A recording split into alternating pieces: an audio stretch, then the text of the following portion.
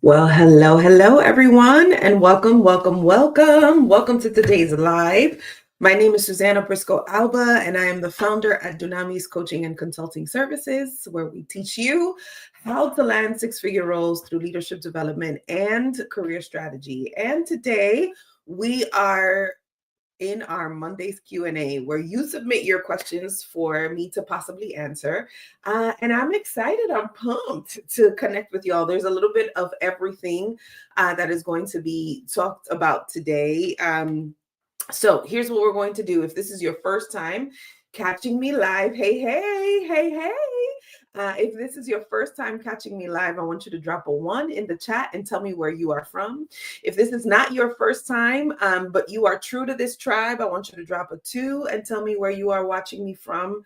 And if for some chance you catch me on the replay, just comment replay and let me know that you are here. I have my water ready. I have your questions in front of me. And I am looking forward to getting into subject matter material. And we are not going to waste any time, okay? Because some of y'all came in hot with your questions earlier in the week. But let me just start by saying this.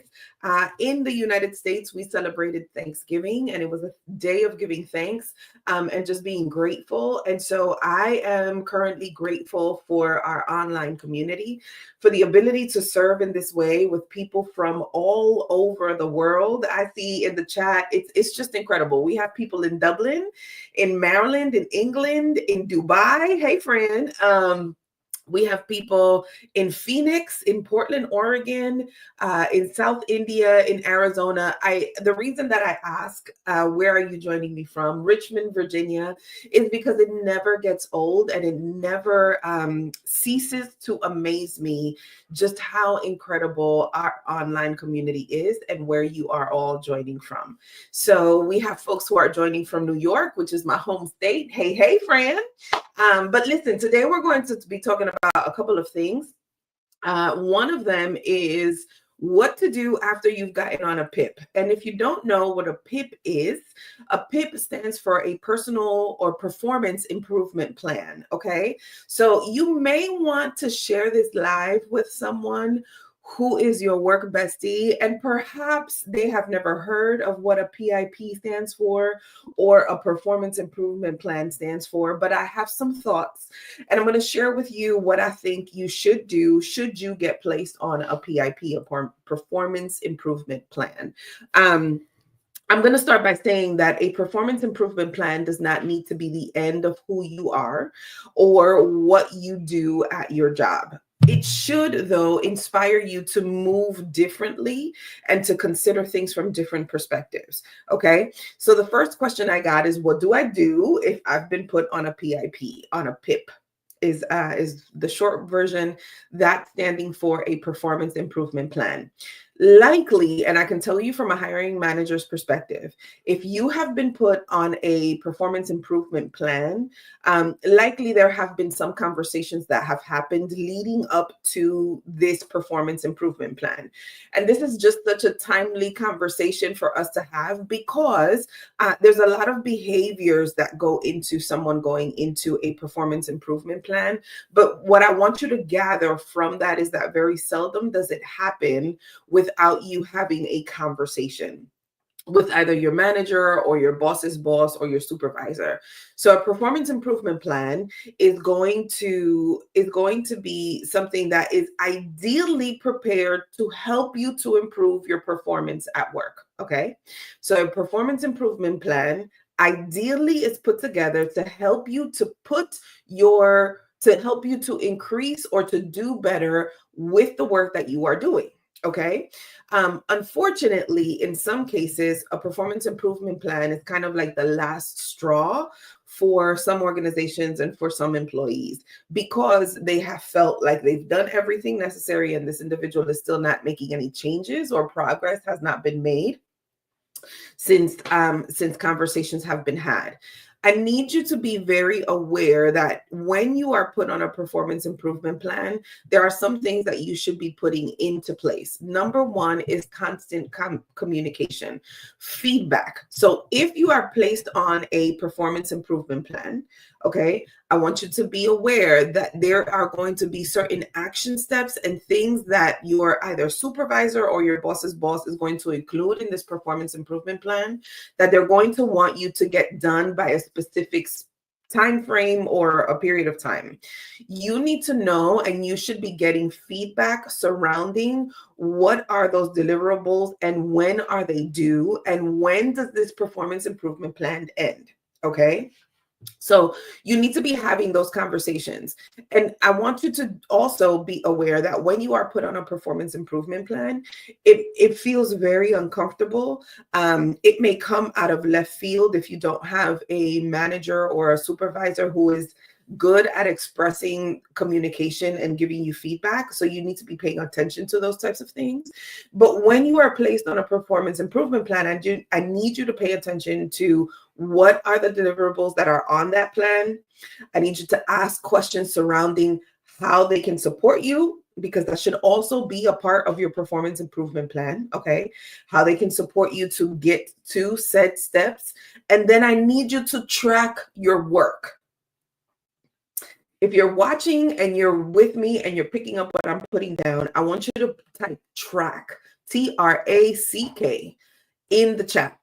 If you're with me, I want you to type track in the chat, TRACK.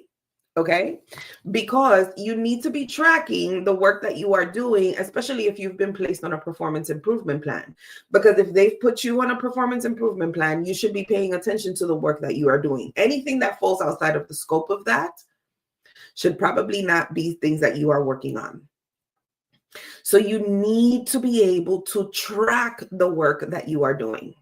Okay, because performance improvement plans, if you are not tracking your work, if you're not active in this process, will lead to you having to find a new role.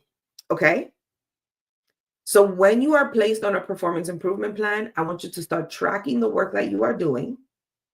I want you to get communication and feedback from your supervisor or manager, whoever put you on said performance improvement plan. And then while you are at work, I want you to ready yourself for growth. Okay? I want you to ready yourself for growth. Now, understand that when I'm telling you to ready yourself for growth, that does not necessarily mean that you're going to be growing in the same place. But by readying yourself for growth, that means that your resume should be updated. That means that you should be leveraging your network. That means that you should be opening your eyes to see what new opportunities are presented or what new opportunities are available to you. Because for as much as a performance improvement plan is designed to help you, I think that's at its intent, at its original intent, it's designed to help you to be better at work. Ultimately, what happens is that you start looking for another job or you get let go. And I'm sorry to be the bearer of bad news, but I'm going to hold your hand when I say this. I want you to be realistic in your expectation. If you are doing everything of what I told you, right? Tracking your work, asking for feedback, understanding timeline and deliverables, and that still is not getting given to you, if you're not getting that information, it's time for you to prepare yourself for growth outside of this environment. And what I find really interesting when people get on performance improvement plans is that more often than not, you are already aware that it's time for you to move. And now you're just using this as okay, well, maybe I should start looking. And in this economy, at least in the US, where companies are looking for any excuse to get rid of folks so that they can right size or so that they can streamline or flatten their expenses, employees who are not performing the way that the company would want are going to be the first ones who will bubble up to the top. So for as much as they are preparing and they have a strategy for them to continue to grow despite what the circumstances look like, you as an individual contributor and you as an employee, you should have a plan and a strategy for you to be able to grow. Okay. So I want you to be aware that a performance improvement plan does not mean that life stops. It just means that you need to be better prepared. You need to track your work while you're on that performance improvement plan, track your work, ask for feedback, and make sure that you're paying attention to the deliverables that are in that plan. Additionally, I need you to prepare yourself for growth. So make sure that your resume is ready, make sure that you're leveraging your network, and make sure that you are open to new possibilities, perhaps even different than what you ever considered. Because what we're not trying to do is be broken. Okay? That's not what we're trying to do on this side. So if you got it, I want you to say got it. If you got it, I want you to type got it in the chat. And let me know that you got it. Because performance improvement plans, like they are my least favorite growth metric, if you will, from a hiring manager's perspective. Now, there's the other reality is that when it comes to Susana and the way that Susana manages, I try to be as flexible, as open, as transparent as I possibly can. But there's only but so much where I can say, okay, we've talked about this now a couple of times. It's almost like, and then I'll move on. There has been, if you're familiar with the TikTok app, there has been like this individual who has been using their away messages in a way that is not very successful. And they've been like telling stories and doing all these things on their away messages. And their manager has spoken to them now 3 times about this. And the only reason that I know that is because this individual shared it with the world. Okay. But the reason that I share that is because they have out of their mouth shared that their manager has spoken to them about not using away messages the way that they have been using it. It's unprofessional, so on and so forth. The employee has continued to do the behavior that they have spoken about. If you were the supervisor or the manager for said employee, what would be your reaction? Especially if I've already spoken to you about it 3 times. I could tell you what Susana's reaction would be. If I've spoken to you about it 3 times, there's just no more room for conversation. Because I don't know how else to tell you that it's not professional, right? So don't give them a reason to build a case against you. If you've been spoken about something already once before, adjust accordingly. That's all we're asking you to do.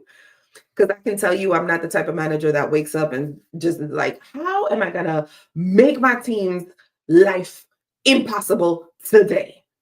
It's just not who I am. Quite honestly, I'm like, how can I support them so like that we can shine? And like that, there are less fires that we have to put out. I'd rather be proactive than reactive. Amen. Okay. So I just wanted to give you that example because that is that type of conversation, that example of the away messages, that is what will lead you to a PIP.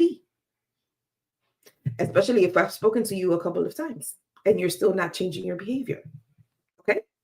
All right. Next question. Where are we?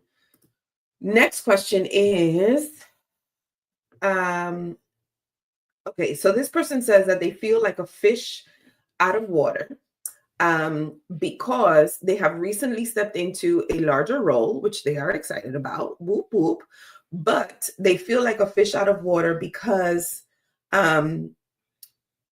it's almost like they feel as if, I'm trying to like read and share with y'all without giving this person's information away. So they've started this new role and they've earned this new role, but because they're new to this company, they feel as if they are an imposter. Ooh.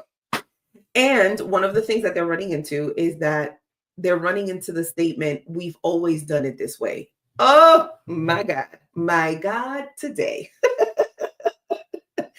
My God, today. How many of you, when you've been at a position or you've gone to make a suggestion, you've always run into that, or you've run into that comment? We've always done it this way. You know, Susana, that sounds like a really good idea, but we've always done it this way.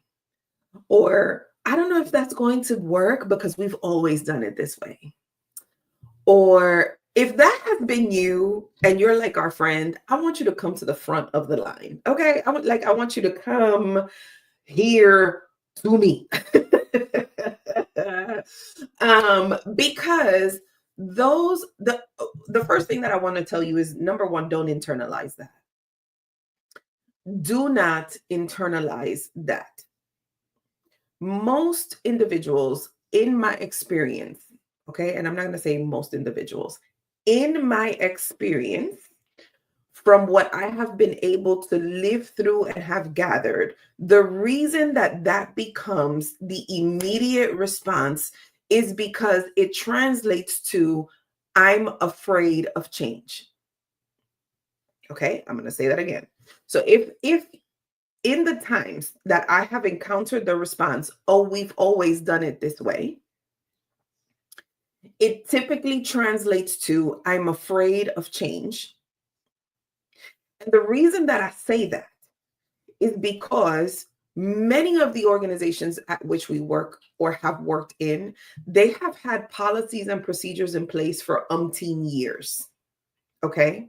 And so when you come in with a new idea that challenges what they've always known, there is going to be some resistance. So I can tell you from my experience, I'm almost bracing for that, because I have learned as a leader to identify who I can share my ideas with and when I can share those ideas. That's the first thing. If you are encountering, we've always done it this way, that's never going to work, yada, yada, yada, you need to be very mindful about who you are sharing your information with and when. Okay? Because once you have identified who is a decision maker and who's just a scary Mary, you will operate very differently. Okay? So once you've identified who is a decision maker and who's a scary Mary, you operate real differently. If you are feeling like a fish out of water, okay, I also need you to identify, how can you build a support team? One of the things that we talk about in the advanced group, which is the group coaching program that's launching with me in January, is building your board of directors, right? Because starting a new role is one, scary. Can we be for real? Looking for a job in this type of environment is also scary. There is a lot of anxiety that surrounds you when you're dealing with that. So when you go into a new role and you go into a new role without having the right support system, you start to feel like a fish out of water, and you feel like, I can't tell anybody, or nobody understands what I'm going through because I'm so new, and all of these things. But when you have identified your board of directors, then you can turn that nervous energy into a quiet confidence. Ooh, I don't know who that is for. And I'm going to say this is going to be for Chuti. I can't say your name right, honey, and I don't want to offend you. But someone in the chat just said, I start a new job tomorrow and I'm nervous. I need you to surround yourself with your board of directors where you can take that nervous energy and turn it into quiet confidence, because they would not have hired you if they did not think that you were qualified. I'm just going to leave that for you right there. They would not have hired you if they did not think that you were qualified. So please identify those two things. If you are starting in a new role and you feel like you are a fish out of water and you're feeling like imposter syndrome is going to take the best of you, a couple things I want you to remember. And you have like all of these ideas that you want to share. A couple things that I want you to remember. They would not have hired you if they didn't think you were qualified. They already think that you're qualified, so prove them right. Identify who are decision makers and who are scary Marys before you start sharing any of your intellectual property. Okay. In the group coaching program, what we teach you in advance, what we teach you is to identify 3 groups of people: the nice to knows, the need to knows, and the connectors. Okay. Nice to knows, need to knows, and connectors. Each of those individuals plays a very specific role. And you, as the new hire, you, as the individual who is going to be taking ownership of their career in the remainder of 24 and into 25, you need to know who those people are, because that is going to shift the dynamic and the perspective of how you show up and who you share what with. Okay. Because if you're feeling like, or if you're running into, oh, well, we've always done it this way. And sometimes you'll have managers who give you that line. Oh, well, we've always done it this way. Some managers that I have run into that give that line is that they are afraid of you showing them up. Because when folks have told me, Susana, I have a new idea, my first response typically is, tell me what you got. And the reason that I start with tell me what you got, which is probably not the most professional language, but the reason that I start with that is because I want to hear what is your thought process? Because as a manager, I don't know all the things. And I can guarantee you that your manager probably doesn't know all of the things that you do. I know that that's hard to believe for some folks, but I can tell you with confidence that there are some things that you are doing that you are probably doing great work in, and your manager has no clue that you're doing it. So when a team member of mine would show up with, Susana, I have an idea, tell me what you got. And you see this whiteboard behind me?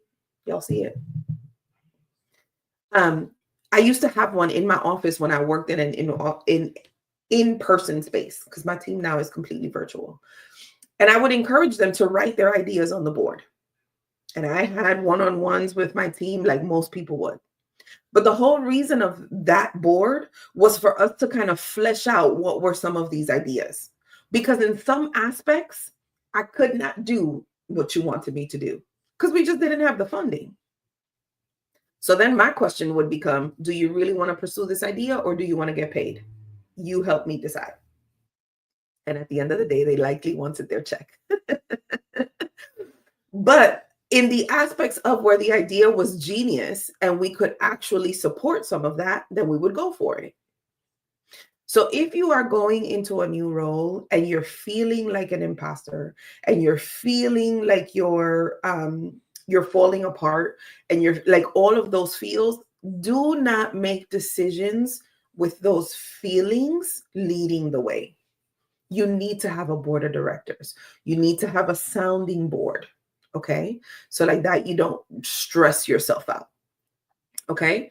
So number one, what does the data tell you? The data tells you that if they hired you, it's because they already think that you're qualified. Number two, find yourself your board of directors, nice to knows, need to knows, connectors. And number three, turn the nervous energy into quiet confidence. Okay. So if that is helpful for you, I hope that you take it. And not only that you listen to it, but that you apply it. And then there's the other aspect of this too, which is very real. Some people who are in management positions are not equipped well to be managers or leaders. Some people who are in management positions are not equipped to be or to lead well. And so because they have been misled and mishandled, they continue to mishandle and mislead. For those of you who are managers who are watching me and you're listening, pick your hard. You can either choose to stay in that place where you mislead and mishandle and then wonder why your team doesn't want to do anything of what you say. Or you can take the mirror and do some self-reflection and identify, where do I need to learn? And how can I be of service? Because at the end of the day, if they've put you to lead or to manage a group, you are now of service. They should be learning and growing and feeling supported by you. If you are mishandling them, then that says a lot about your leadership style. Okay? Hey, friend, how are you, my love? So I just wanted to say that because that's a very real fact. And leadership, y'all, is like, it's not a destination where you arrive to. It's a journey where you're constantly growing. So if you are a leader, if you carry a leadership title, okay, and typically, I'm not big on titles, but if you carry a leadership title, you have to understand the weight of what it means to serve your people well. Because happy employees produce happy customers and clients, and produce a happy and thriving culture. So again, leadership is not an end destination. It's a constant journey of growth. So I hope that helps somebody. Okay. All right. Last question. Let's see. I'm going to take one from the chat.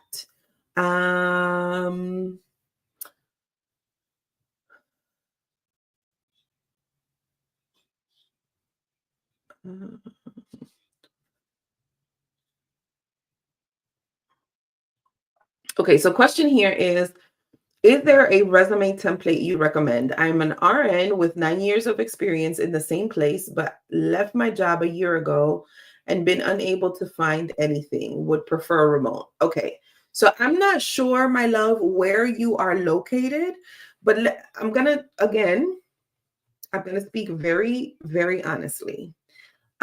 If you are looking for a position in this environment, I'm not going to sugarcoat the fact that it is hard.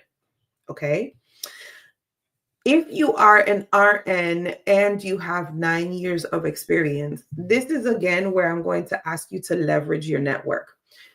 Do people know that you are looking for a new role? Do the right people know that you are looking for a new role? And number 3, how are you marketing yourself so that you can get found? Okay. So I don't want you to just think about the resume. The resume is just one aspect of so many more pieces that play an important role. Okay. So yes, I can recommend a resume template. Google Docs has a bunch of resume templates.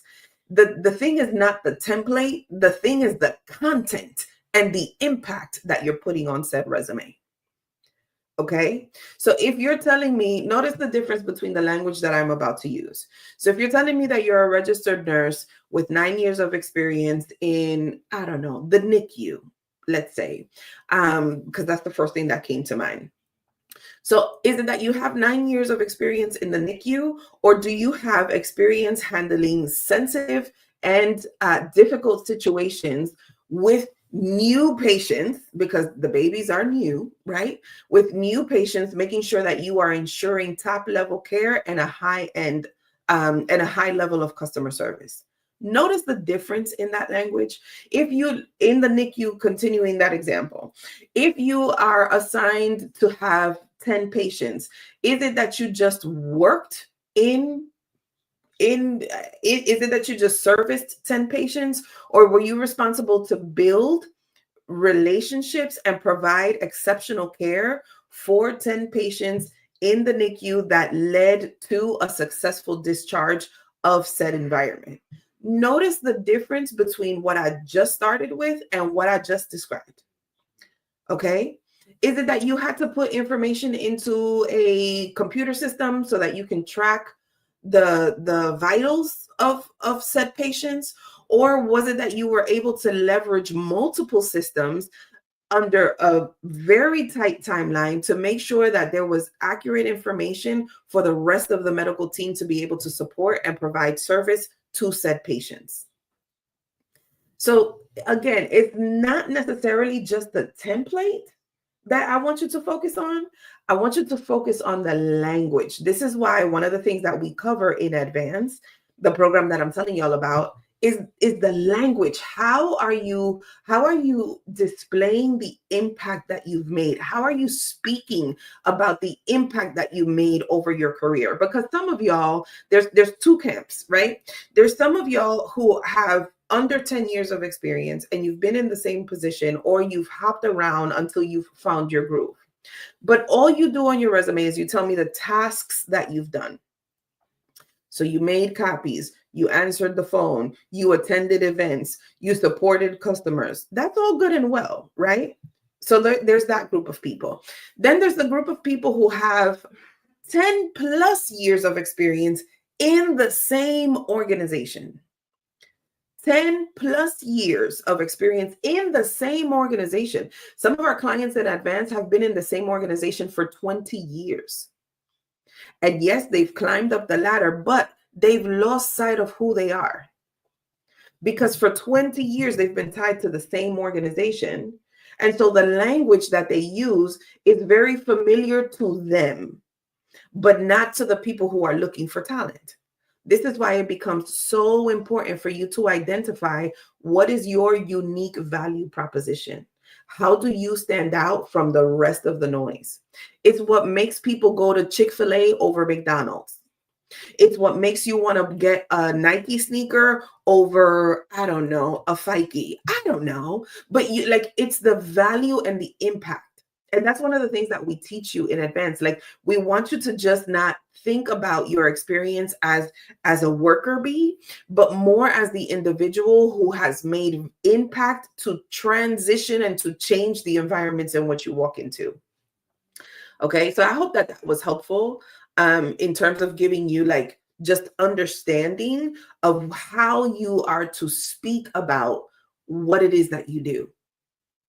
Because you are more than your job description. That's how we're going to end with that affirmation. I want you to type in the chat, I am more than my job description. Type that in the chat. I am more than my job description. Because I want you to really grasp that. Whether you are currently employed and you love what you do, or you're looking for a new job, you are more than your job description. And I need you to believe that. The reason why I'm having you type that in the chat is because something happens when you articulate the truth of that. You are more than just a job description. So you need to be able to believe that for yourself, and you need to be able to articulate that. Okay? So I want you to be aware of a couple of things that we talked about. We talked about how to survive a PIP, a performance improvement plan. We talked about how to deal with imposter syndrome. I can't even talk. Imposter syndrome when you are starting a new role. Okay. And then the last thing that we talked about is understanding the truth of resumes and resume templates. It's more about the value and the content on your resume than just the template. Okay. Now, you've heard me talk about advance for some time that we've been together. We've been together almost 30 minutes. So if you feel like, you know what, I need to learn more about this advanced program, I feel like this might be something that I could use and I definitely need some help, and I want you to comment the word learn, L-E-A-R-N, L-E-A-R-N. If you comment the word learn, Susana the bot will send you information on what the program is about, how you can enroll, how long the program is, all of the things, okay? If you're on IG and you comment the word learn, Susana the bot will send you the information on how you can enroll, how you can learn more about it, how long it is, what the price is. Everything you need is going to come to you from Susana the bot, okay? So I hope that this live today was helpful. I hope that you are just a little bit better equipped to feel like you've got this, okay? Because it should not be so hard. It shouldn't. I want you to be equipped. I want you to be prepared. I want you to feel like I got this. I don't have to be so afraid. Okay? So if you comment the word learn, Susana the bot will send you the information. Okay? And if you don't get the information, then I need you to tell me that. All right. So, yes, I'm going to leave this live up. Thank you so much for your time and your attention with me today. I hope that this was helpful. I hope that you got something that you can apply. Thank you. Thank you so much, Robinson Robin, I think. Thank you, my love. I try to make these lives worth your time. So like that, you are not wasting your time. Okay. So yeah. So Susana the bot will send you information on the program. It is my hope and my desire that all of you would walk into 2025 feeling equipped, feeling valued, and most importantly, feeling like you are seen. But no one is going to do that for you outside of you. Okay. I am dropping the link for our LinkedIn and YouTube family. So hopefully you guys can get it. I don't know. LinkedIn family, send me a DM if you're interested. Send me a message on LinkedIn, please. If you're interested in joining or learning more about the program, I'd be happy to share that with you. But if it's not for you, it's not for you. But if this live was helpful for you, please help me and share this with someone who can benefit from it. Okay. I hope you guys have the most amazing rest of your week. You are more than your job description. You are already equipped to do good work, and I will catch you on the next one. Bye, everybody. I hope you have an amazing rest of your week.